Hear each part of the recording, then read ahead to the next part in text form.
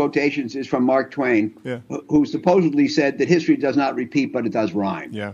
So the things that rhyme are the elements of human nature that cause these excessive fluctuations around what I'll call intrinsic value or reality. Sure. So, the desire to get rich quick, envy of seeing others get rich quick, the belief that it's possible to get rich quick, the fear of missing out, the fact that people get more excited the higher the price goes. These things, I think, have always been in place. And you read about bubbles that took place. Let's see, the tulip bubble, I think, was 1620. The South Sea bubble was 1720. And so these excesses, these human failings, have always been part of what goes on. But this time is different. No, kidding. Do you think contrarianism, like you just described, is purely innate, or can it be learned? Is it a muscle that you can build over a career? Is it something that folks in everyday life who maybe aren't professional investors but might benefit from not getting overheated and falling in with the herd can learn? And if so, how? What I think is, I get all these questions. Can you learn this? Can you learn that? Can you learn this? Can you learn to be unemotional? Can you learn to be what I call a second level thinker? Can you learn to be a contrarian? The answer is, I can tell you why it's important. I can explain to you why it's essential. Is it something you can ingest? I don't know. I, for some reason or another, come by it naturally. It's easy for me, relatively. By the way, I don't want to give the impression that when I make these calls at the highs or the lows, that I do it without some trepidation. I'm never sure. Anybody who's sure is an idiot. They say there are two kinds of people who lose a lot of money: the people who know nothing and the people who know everything. So I'm not trying to imply that it's easy, but it does come fairly naturally to me through the combination of my emotional makeup and the application of logic. How do you think about the concept of black swan events, or the integration of black swan events into a market cycle? Do you need to put black swans out of your mind? Are black swans even a real thing? Like, how do you think about that concept? They're a real thing. I don't think you can do anything about them. My term, the term I've always used for what Taleb calls a black swan, is an improbable disaster. And by the way, they're not all disasters. There are improbable bonanzas too. Yeah, to the upside. But I mean, if you just think about the improbable disaster, it is something where if it happened, it would be disastrous, but it's very improbable. What do you do about it? And in my opinion, you can't do anything about it. If you say, well, I'm concerned that there could be, an 8 hurricane, earthquake. I'm concerned that there could be 4 hurricanes in a row. I'm concerned that there could be nuclear war, and I'm concerned that there could be inflation at 20%. Well, you can protect yourself against that. You can call that guy who lives in Omaha. He'll write you an insurance policy to protect you against all of those things. You just won't like the premium. And if you take out that insurance policy and you pay that high premium and you're protected, in the vast, vast majority of years, it's not going to happen. And after a little while, you'll get tired of paying those premiums and you'll stop, probably in time for it to happen. So you really can't. And the things that are in the way, way distant tails of the probability distribution are just things you have to live with. That's real life. How has technology changed the credit markets, or just investing in credit over your career? I can imagine computerization, the internet, there's sort of a continuum of advances that just help information flow more freely. AI feels like just an extension of that, but how has the actual work changed over your career? Right now, AI is helping us marshal data with a thoroughness and a speed and an error freeness that we never had before.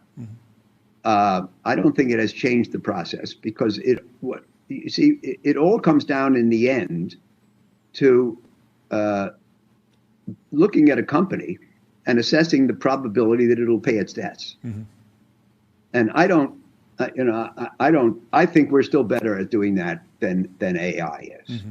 Oh, by the way, I should tell you that an hour or two ago, I put out a new memo updating the December memo, and I say in the memo that I think that what AI does is predicts, based on past patterns, it predicts what kind of companies will pay their debts and whether a given company will pay its debts. Mm-hmm. And it puts forth a hypothesis with regard to an individual situation.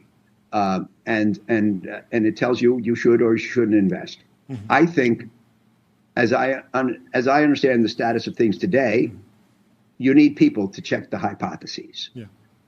I don't think I would make an investment commitment based on the hypothesis alone. I would want to check it, but I think it gives you a great starting point. And by the way, so I wrote the memo. I said to Andrew, "Do you want to look at it?" He says, "Why send it to me? Why don't you send it to Claude?"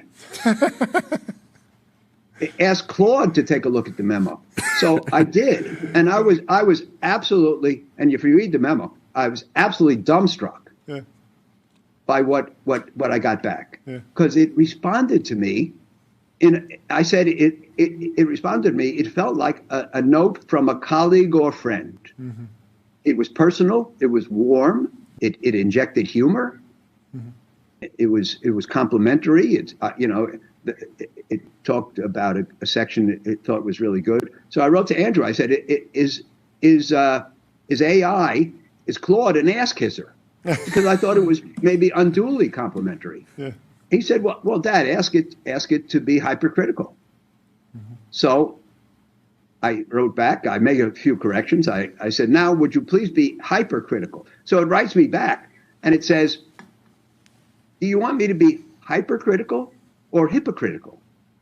It's making a joke, And so I think that it's going to change our world. Yeah. We have an activity in our investment world called indexation, mm-hmm. where rather than pick stocks, a lot of people who invest in the stock market now instead just invest in a vehicle that emulates the S&P 500 or some other index. Mm-hmm. And indexation has put a lot of people out of business because a lot of people used to A, do an inferior job, underperform the S&P, and then B, charge highly for their services. Mm-hmm. There's something wrong with that. Yeah. I think AI will advance that. What it does is it just raises the bar and weeds out the people who don't add value. Mm-hmm. I don't think it'll replace the best, but it'll replace a lot. Mm-hmm. By the way, remember I said 10 minutes ago, I'm not that much of an optimist. Yeah. So I can imagine the jobs eliminated, and I am not imaginative enough to think of all the jobs that will be newly created. So I see a net decline in jobs, and I do worry about that. The power of AI relative to the predecessor technologies, I think, is vastly higher. The speed of innovation is vastly faster. I think that the speed at which AI can innovate is faster than the speed at which society can adjust. Mm-hmm.